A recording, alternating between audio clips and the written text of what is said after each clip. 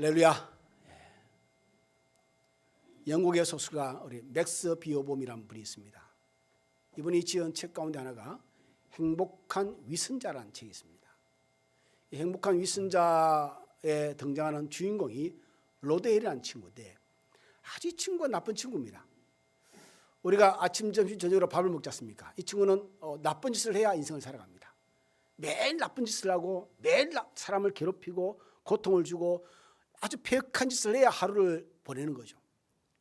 그렇게 살다 보니까 이 친구 얼굴이 아주 악하게 변해갑니다. 누가 봐도 저놈 얼굴 보니까 아주 나쁜 놈, 뭐 이런 식의 얼굴이 변해가는 거죠.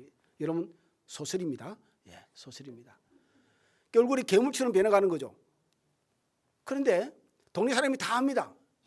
로드웰은 나쁜 놈이라는 걸. 그런데 어느 날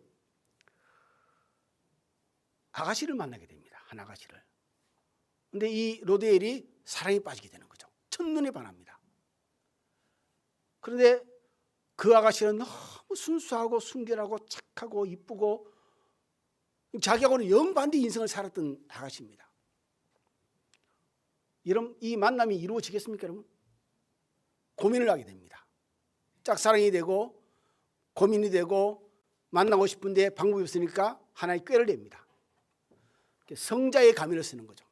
누가 봐도 거룩한 모습이고 잘생겼고 그리고 품위가 있고 가면을 씁니다. 얼굴에 딱 붙여서.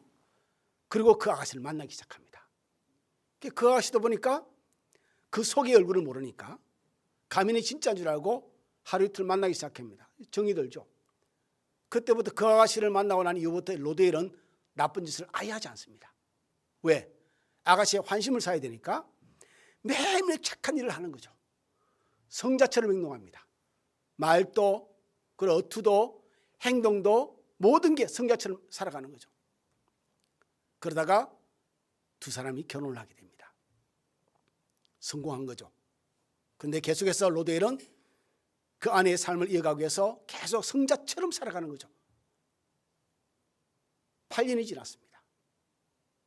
근데 8년이 지났는데 어느 날 이 로데일의 정체를 아는 아가씨가 등장을 합니다. 옛날에 사귀었던 아가씨인데 로데일이 얼마나 나쁜 놈인지를 아는, 저는 가면을 쓰고 있는 지 얼굴이라는 것을 아는 아가씨가 등장해서 저 가면을 내가 벗겨 주어서 아내와 주변 사람들이 진면목을 알게 되겠다라고 계획을 세웁니다. 어느 날 모든 사람이 많이 모여있는 가운데에서 있는 때가 있습니다. 뒤로 가서 이 아가씨가 로데일의 가면을 확 뜯어서 벗겨버립니다. 그런데 놀란 것은 가면 속의 얼굴이 가면과 똑같은 겁니다. 가면 속의 얼굴이 가면과 똑같은 거예요. 여러분, 이 소설의 제목이 뭐라고 그랬죠? 여러분, 행복한 위선자입니다. 이 비어봄이, 맥스 비어봄이 제시하는 이 메시지가 뭐냐면은 우리가 위선적이라 할지라도 아님에도 불구하고 그치려면 그렇다 할지라도 성자처럼 행동하고 말하고 하다 보면은 성자가 되어간다는 것이죠. 큰 바위 얼굴처럼. 우리 예수 믿을 때 그렇지 않습니까? 여러분, 내 속에 정말 거룩하지 않은데 악한데, 속된 말로 내 타이틀에 집사가 있고 권사가 있고 장로가 있고 목사가 있기 때문에 그렇게 태도를 취하려고 애를 쓰는, 그래도 그렇게만 해도 그래서 그것이 반복되고 반복되면 그런 모습이 되어져 간다는 거죠. 여러분, 가끔 제가 그러지 않습니까? 제 신분을 밝히지 않는데도 사람들이 목사님이십니까? 얼마나 이런 가면을 잘 썼으면, 제가 목사의 가면을 잘 쓰고 다녔으면 사람들이 그렇게 이런 말을 하겠습니까?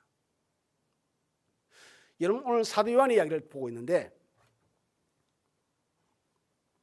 사도 요한이 다른 사도와 달리 다른 특징이 있는 것은 뭐냐면 그는 언어의 함축의 달인입니다.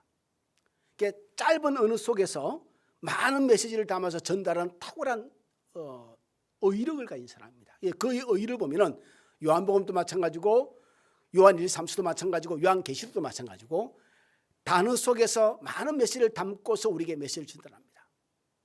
예를 들어서 하나님과 세상, 죽음과 생명, 사랑과 미움, 빛과 어둠, 이런 개념에서 그 단어 속에 함축된 메시지를 담아서 우리에게 전달하는 심오한 메시지를 담고 있는 것이 요한 사도의 특징입니다. 자, 오늘 본문을 제가 다시 한번 읽어드립니다. 사랑이 우리에게 온전히 이루어진 것은 우리로 심판날에 담대함을 가지게 하려 함이니 주께서 그러하신 것 같이 우리도 이 세상에서 그러하니라. 한 문장입니다. 그냥 just one sentence입니다. 한 문장인데 이 문장 안에는 정말 풀어서 말하자면 한 책을 묶을 만큼의 많은 이야기들이 담겨 있습니다. 저는 이 이야기 가운데서 두 가지 이야기만 여러분과 함께 나누고 싶습니다. 사도 요한이 우리에게 전하고 싶은 핵심 가운데 두 가지 이야기만. 자, 첫 번째 따라 봅시다. 그리스도인은 그리스도와 닮은 꼴이다. 이게 먼저 사도 요한이 우리에게 전하고 싶은 첫 번째 메시지입니다. 오늘 본문 후반부에 기록되기를 이렇게 기록되어 있죠. 주께서 그러하신 것 같이 우리도 이 세상에서 그러하도다. 주께서 그러하신 것 같이 우리도 이 세상에서 그러하도다. 사도 요한의 시대는 이미 예수님 죽으셨습니다. 그리고 부활하셨고 이미 성찬하셨습니다. 그의 육신을 볼 수 있는 시대는 아닌 거죠. 끝난 거죠. 그런데 표현을 이렇게 합니다. 주께서 그러하셨음과 같이 혹은 주께서 그러하셨던 것 같이 과거형을 쓰지 않습니다. 시제를 현재를 쓰는 거죠. 주께서 그러하신 것 같이. 영어 성경은 뭐라고 되면 as he is라고 표현합니다. 현재 완료입니다. 현재입니다. 현재. 현재는 말이죠. 이게 어제나 오늘이나 내일도 동일한 상태를 말합니다. 예수님께서 그 당시 말씀하셨던 것 같이 예수님께서 그렇게 행동하신 것처럼이 아니고 지금 그러하신 것 같이 지금 우리도 그러해야 된다. 이것이 첫 번째 메시지입니다. 동일화시키는 거죠. 과거의 주님이 아니고 그 주님은 오늘도 똑같고 내일도 같을 것이고, 그러니 우리가 과거에 말씀하셨던 그 말씀을 우리의 삶에 담아내고 행동한 것을 우리의 삶에 담아내고 오늘 살아가지만 그것은 여전히 오늘 살아있는 말씀이고 오늘 살아계신 분이고 내일 또 살아있고 내일 또 우리에게 주어지는 말씀이고, 그러니 신자들은 오늘 그 말씀을 지금 살아있는 말씀으로 받고 그와 똑같이 닮아가야 된다. 여러분, 요한복음 17장에 예수님께서 제자들을 향해서 한 기도문이 있습니다. 마지막으로 한 기도문이죠. 그 21절에 이렇게 기록되어 있습니다. 아버지께서 내 안에 내가 아버지 안에 있는 것 같이 그들도 다 하나가 되어 우리 안에 있게 하사. 내가 아버지 안에 있고 아버지가 내 안에 있답니다. 이거는 동일성을 말합니다. 하나의 일체감이죠. 그래서 예수님은 이런 말씀하셨습니다. 너희가 아버지를 보기만 하느냐? 나를 본 자는 아버지를 보았느니라. 왜? 동일체입니다. 한 몸이십니다. 그런데 그분이 이렇게 기도하십니다. 하나님, 저들도 하나가 되어 우리 안에 거하게 하여 주옵소서. 예수님과 동일체입니다. 그러면 세상 사람들은 뭐라고 하죠? 우리를 보면 예수를 보는 거죠. 할렐루야. 따라합시다. 아멘. 예. 여러분, 이렇게 하면 이렇게 답을 해주셔야 됩니다. 이게 논리인 거죠. 내가 예수님 안에 있는데, 그러면 예수님이 아버지 안에 있어서 예수님을 본 자는 아버지를 보았다면, 내가 예수님 안에 있다면 나를 본 자는 예수님을 본 것이죠. 이게 논리의 확고성입니다. 지금 사도 요한은 그 이야기를 우리에게 하고 싶은 겁니다. 주께서 그러하셨듯이, 그러하신 것 같이 as he is, 주께서 그러하신 모습이듯이 우리도 그러하신 모습으로 세상에서 등장해야 된다는 거죠. 어디에서요? 세상에서요. 교회에서가 아니고. 서글픈 이야기지만 많은 사람들이 이런 이야기를 합니다. 교회를 다니는 사람은 참 많은데 진짜 예수 믿는 사람은 그리 많지 않을 것이다. 서글픈 이야기지만 그 말이 예사스럽게 들리지는 않습니다. 왜? 어느 정도의 공감이 되는 부분이기 때문입니다. 그러니 교회를 다닌다고 다 예수 믿는 것도 아니고, 교회를 다닌다고 예수 믿는 증거로만 완전히 삼을 수는 또 없는 것이죠. 왜? 교회 다니는 것이 교회를 다니는 것이지 오직 신앙생활을 한다고 완전히 할 수는 없는 부분이기 때문에. 자, 그렇다면 우리가 예수를 닮으려면 어떻게 되죠, 여러분? 오늘 제가 말씀을 시작할 때 예화를 행복한 위선자라는 소설에 대한 이야기를 했는데, 그 로데일이 가면을 쓰고 성자로 살았습니다. 성자는 아니죠. 아주 폭군이고 깡패고 나쁜 놈이죠. 근데 그가 가면을 뜯어내니까 가면과 똑같이 되었습니다. 통일체인 거죠. 통일체인 거죠. 그러면 우리도 예수를 닮으려면 어떻게 할까? 예수의 가면을, 다음 주일에 예수의 가면을 하나 만들어서,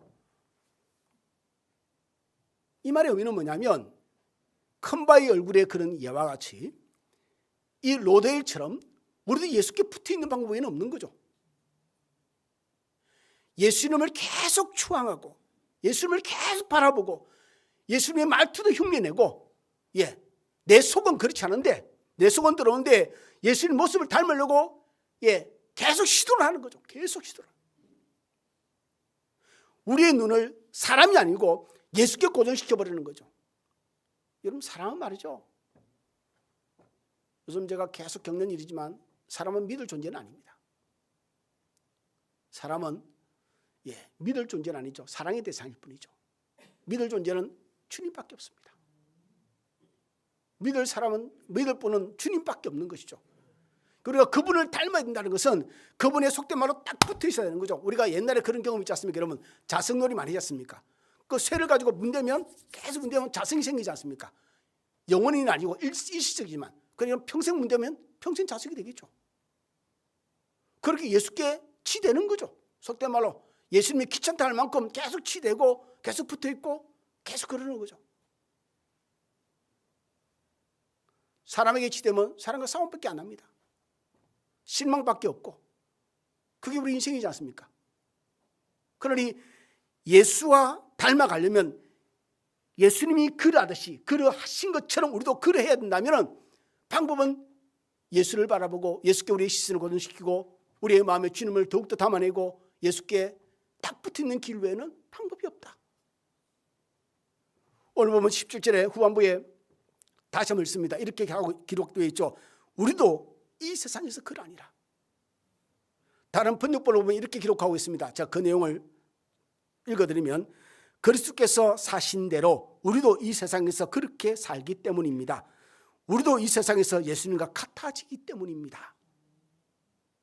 번역본은 그렇게 말하고 있습니다. 주께서 그렇게 사신 것처럼 우리도 이 세상에서 그렇게 살아가야 됩니다. 주께서 그런 인격인 것처럼 우리도 그런 인격을 가지고 세상에 살아야 됩니다. 그런 표현입니다. 그러면 우리는 육신을 입은 것 같이 하늘의 영성도 있게 될 줄 믿습니다. 하늘의 영성을 있게 될 줄 믿습니다. 그렇게 우리의 신앙의 진보가 이루어지고 예수를 닮아간다면 우리의 기도도 달라지겠죠. 어떻게 달라질까요? 하나님, 나의 뜻대로 마옵시고 아버지의 뜻이 이루어지기를 원합니다. 이렇게 기도가 변화되겠죠. 사도 요한은 다시 말합니다. 우리도 이 세상에서 그러하니라.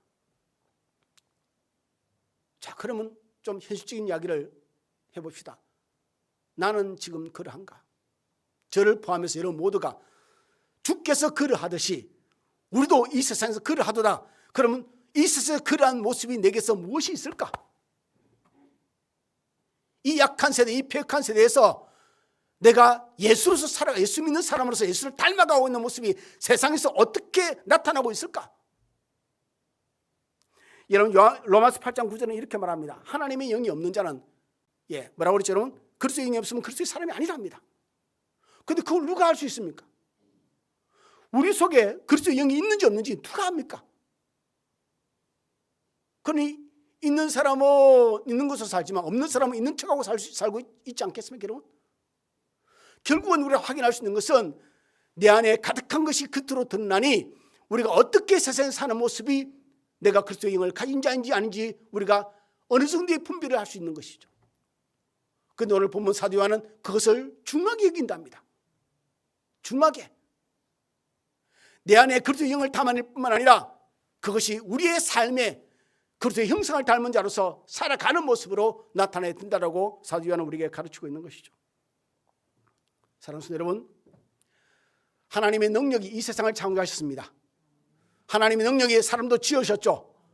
하나님의 능력이 지금도 이 온 우주 모든 행성이 0.1치 오차도 없이 충돌 없이 잘 돌아가고 있습니다. 하나님의 능력 가운데서.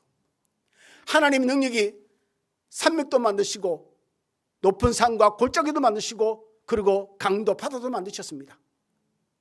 여러분 지금은 그런 거 잘 보지 못하지만 저희 어릴 때는 마당이 거의 흙바닥이 있지 않습니까? 그러면 스레트 지붕에서 비가 내서 떨어지면은 그게 한 방울 계속 떨어지면 땅이 패입니다. 물방울 한 방울의 힘이 그것이 10번이 되고 100번이 되고 10,000번이 되고 이런 횟수가 계속되면 구멍이 난다고요. 이것도 하나님의 능력입니다. 한 방의 빗방울도 하나님의 능력이고, 모든 하늘의 물이 쏟아지는 것 같은 폭우도 하나님의 능력이고, 바다의 물도 하나님의 능력이고, 하나님의 능력이 우리가 느낄 수 있는 거대한 것만 하나님의 능력이겠습니까?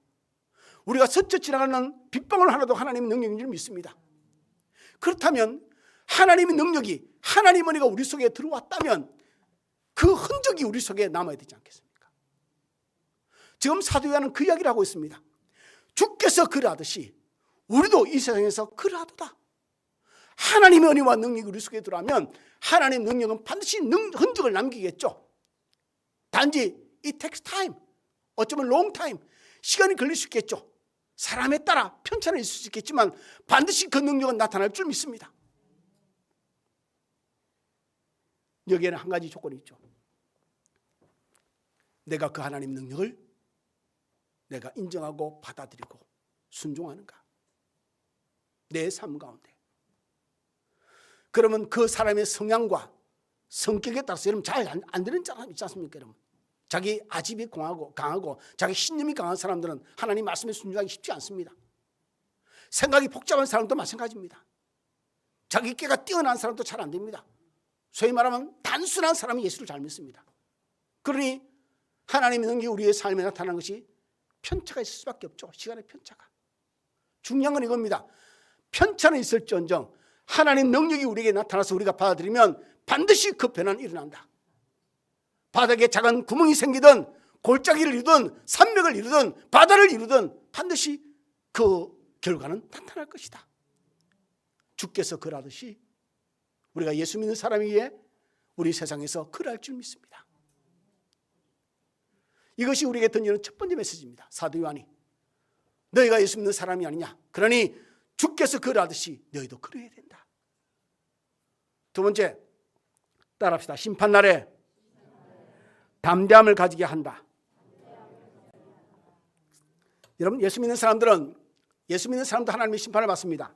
하나님의 심판대 앞에 마지막에 서게 되겠죠. 그런데 누구든지 예수 믿는 사람은 심판을 받을 때 하나님의 긍휼 가운데 심판을 받습니다. 믿음을 가졌기에.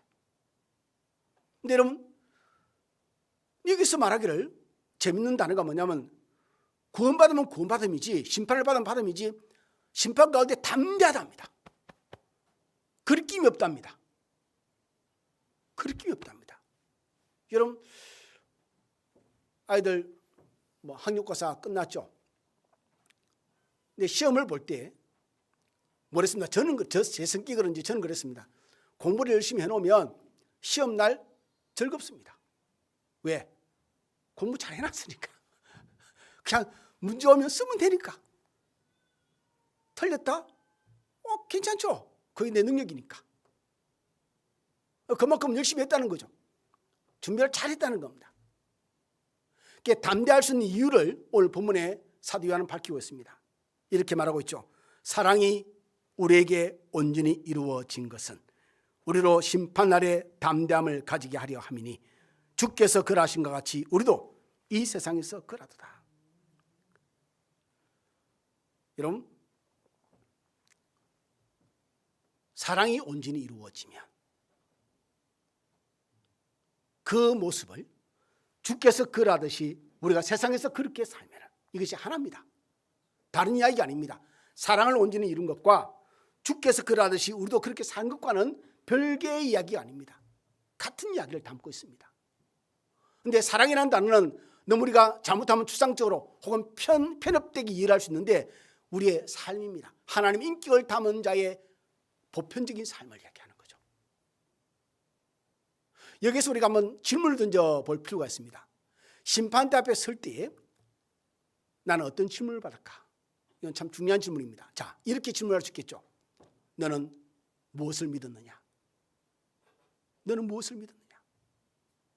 스스로 이 시간 답해 보시기 바랍니다. 스스로에게. 자, 하나님이 이렇게 질문하십니다. 너는 무엇을 믿었느냐? 두 번째, 이렇게 질문할 수 있겠죠. 너는 어떻게 살아왔느냐? 세 번째, 너의 인격이 얼마 정도 주님의 인격과 닮아졌느냐? 이 세 가지 질문이 다 필요하지 않겠습니까, 여러분? 이 세 가지에 대한 질문을 우리 인생의 화두로 삼고 살아야 할 분명한 이유를 가진 사람들이 예수 믿는 사람이겠죠. 자, 정리할 필요 있겠습니다.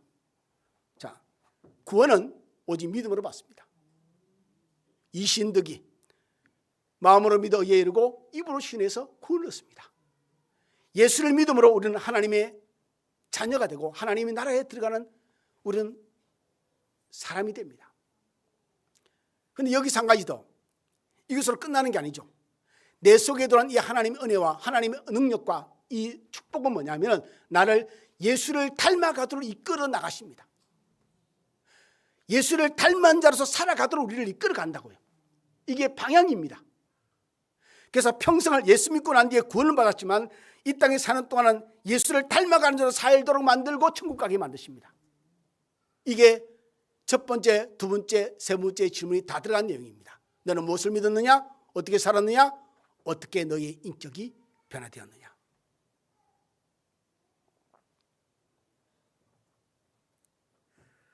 예수를 믿기는 믿지만 그렇게 살지 못한 사람도 많지 않겠습니까, 여러분?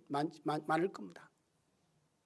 예수 믿는다고, 진짜 예수를 믿는다고 해도 여러분 그 사람의 성향에 따라서 정말 게을러지기도 하고 죄를 짓기도 하지 않겠습니까? 바울은 이런 사람들을 향해서 이렇게 기록해 놨습니다. 고린도전서 3장 12절 15절, 내용이 좀 길지만 제가 읽어드립니다. 여러분 중히 들어주시길 바랍니다. 만일 누구든지 금이나 은이나 보석이나 나무나 풀이나 지프로 이 터 위에 세우면 각 사람의 공적이 나타날 터인데 그날이 공적을 밝히리니 이는 불로 나타내고 그 불이 각 사람의 공적이었다는 것을 시험할 것입니다. 만일 누구든지 그 위에 세운 공적이 그대로 있으면 상을 받고 누구든지 그 공적이 불타면 해를 받으리니 그러나 자신은 구원은 받되 불 가운데서 받는 것 같으니라. 우리의 삶이 구원과는 상관없을 수 있습니다. 부끄럽다는 겁니다. 그런데 부끄럽다는 것이요.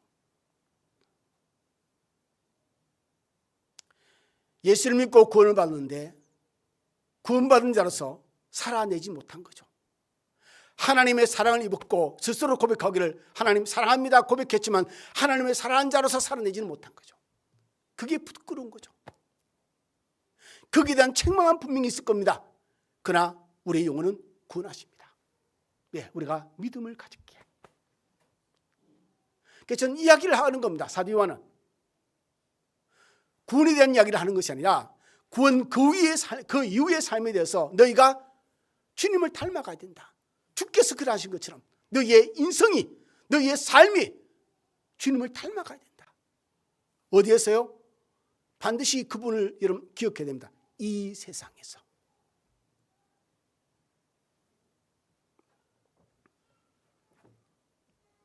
요한일서 4장 16절 우리가 읽은 본문 그 전의 말씀에 이렇게 기록되어 있습니다. 하나님 우리를 사랑하시는 사랑을 우리가 알고 믿었노니 하나님은 사랑이시라. 사랑 안에 거하는 자는 하나님 안에 거하고 하나님도 그의 안에 거하시느니라. 하나님 우리에게 나타나시는 그 모든 모습과 행위들이 하나님의 사랑으로 이야기가 우리가 어려운 부분이 참 많습니다. 무슨 말씀을 드리고 싶냐면 그냥 단적으로 이렇게 표현하면 여러분 이해하기 편할 겁니다. 하나님의 사랑이 우리에게 원하는 방식으로 나타나지 않을 때가 너무 많다. 우리는 우리가 원하는 하나님의 사랑의 반응을 기대합니다. 하나님 나를 사랑하신다면 이렇게 해주셔야죠. 하나님 나를 사랑한다면 이것을 다스려 주셔야죠. 이런 식의 우리의 기대감이 있습니다. 하나님 나를 사랑하신다면. 그런데 하나님은 나를 사랑하는 방식이 내가 기대하는 것과 완전히 다른 부분이 많습니다. 부부끼리도 마찬가지죠. 아내는 생일 때 뭐 받고 싶을까요, 여러분? 한번 이구동성을 쳐볼까요? 아내는 뭐 받고 싶죠, 여러분? 현금요? 현금이 최고죠, 사실은. 뭐니 해도. 그 두 번째는 백이죠, 백.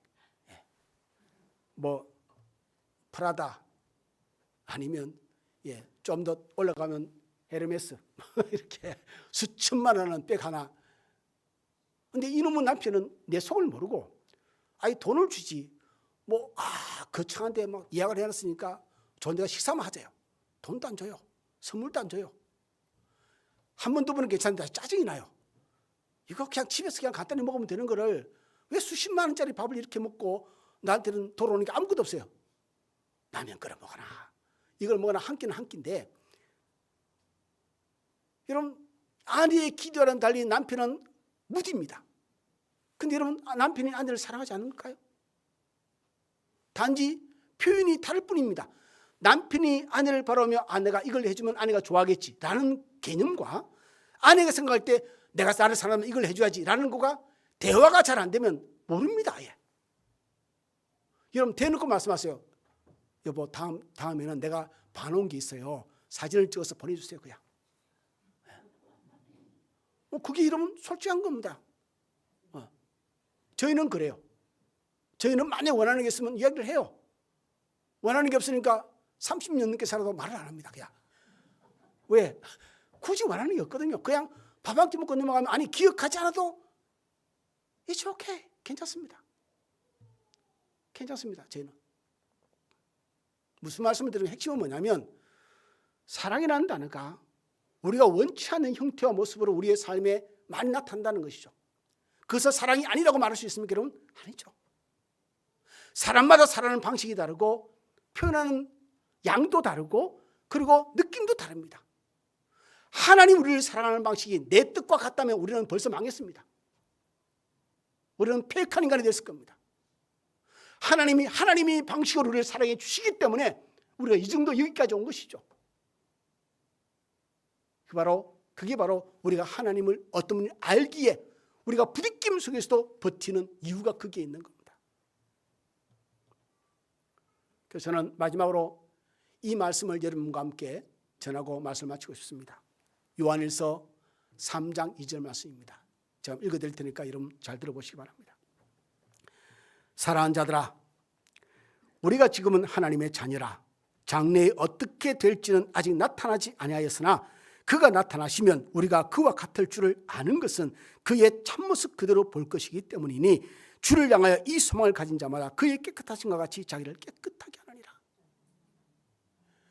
우리가 믿음의 삶을 살 때 하나님 우리를 사랑하시는 방식에 대해서 우리가 실망하기도 하고 혹은 원망하기도 하고 짜증내기도 하고 어떤 등을 돌리기도 하고 우리가 행동을 취할 수도 있겠죠.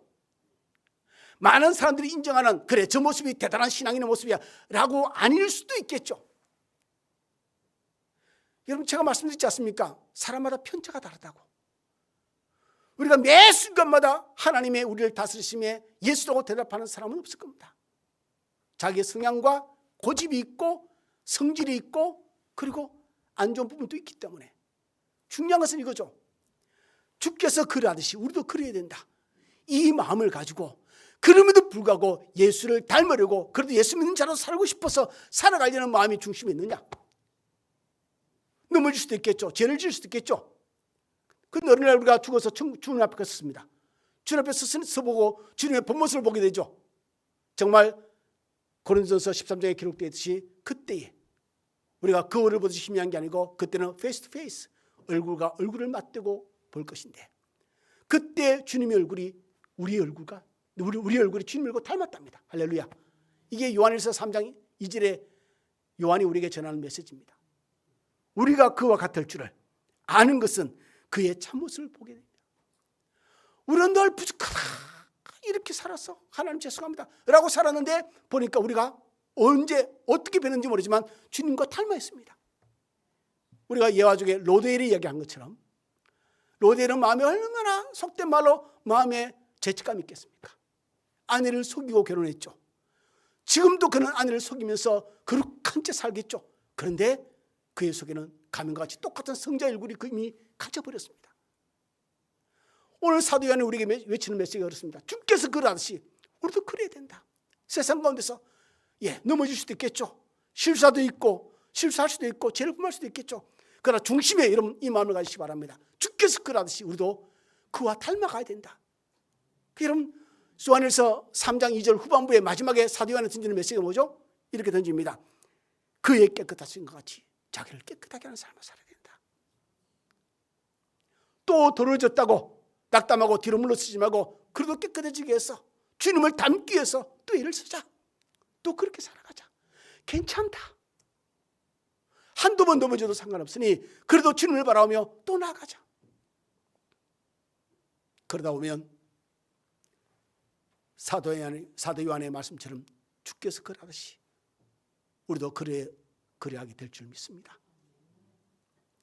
주님께서 깨끗하듯이 우리도 깨끗해질 줄 믿습니다.